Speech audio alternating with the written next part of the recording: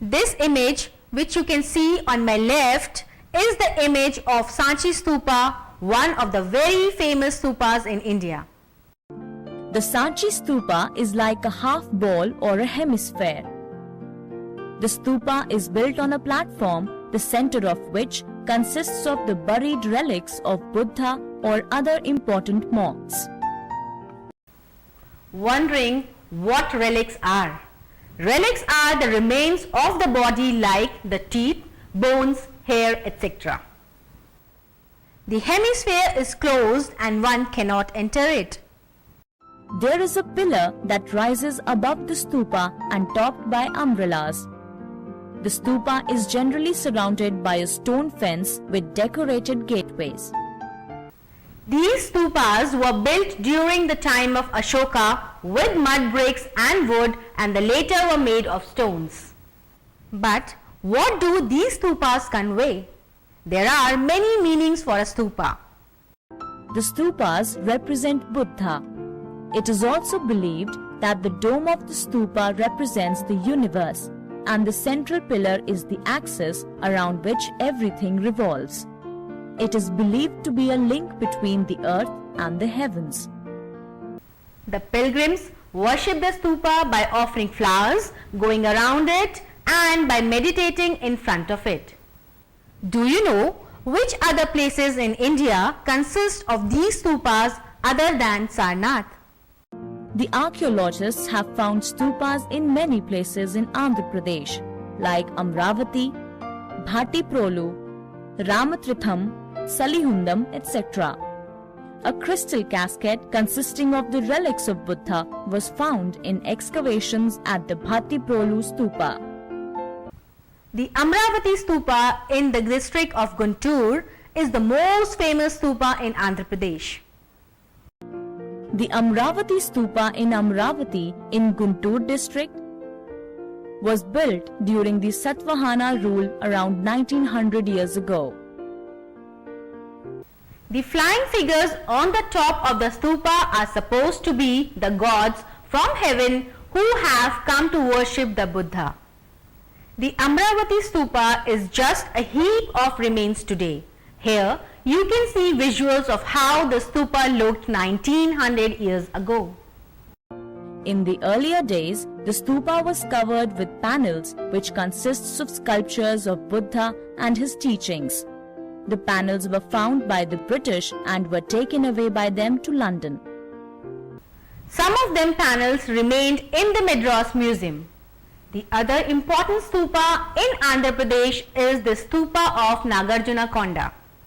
The Nagarjuna Konda stupa was part of Vijaypuri, the capital of Ikshvaku kings on the banks of river Krishna. The Vijaypuri was a city of many palaces, stupas and viharas.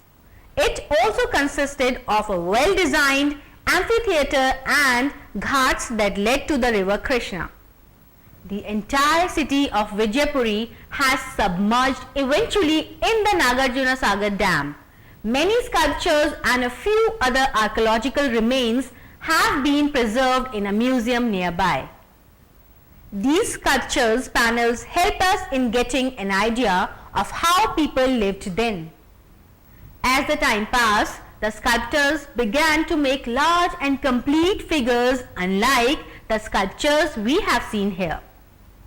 Students, have you seen the large statue of Buddha that gives a feeling of peace and serenity? The most famous sculptures of Buddha are from Gandhar in northwest, Sarnath and Mathura in Uttar Pradesh. Students, now let's have a look at Viharas. The Viharas were the monasteries or the living places of Buddhist monks. The monks were trained in religious education in the Viharas. The monks taught Buddhist scriptures to the disciples in the Viharas. The Viharas consisted of small rooms around an open courtyard with a small shrine which had a stupa or a statue of Buddha. The shrine was also called a chaitya, which was the prayer hall for the monks. In addition to teaching the scriptures, the monks also treated the physical ailments of the people in the Viharas. Many inscriptions were found from these viharas, and they point out that men, women, farmers, artisans, soldiers, etc. made liberal donations for construction of building and expenses of the viharas. The places like Nasik and Karle had cave viharas that were excavated on hillsides. The cave viharas also had beautiful sculptures carved on them. The other viharas, like the ones in Takshashila, Nagarjuna Konda and Nalanda, were famous places of learning which were built with brick or stone blocks.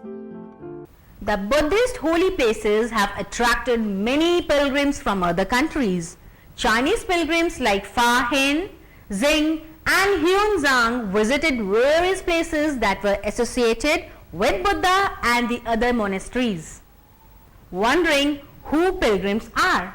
Well, pilgrims are the people who take journeys to places of worship. The journey is called pilgrimage. Huanzhang and the others spent time in India studying in Nalanda, which is one of the most famous Buddhist monasteries during that period.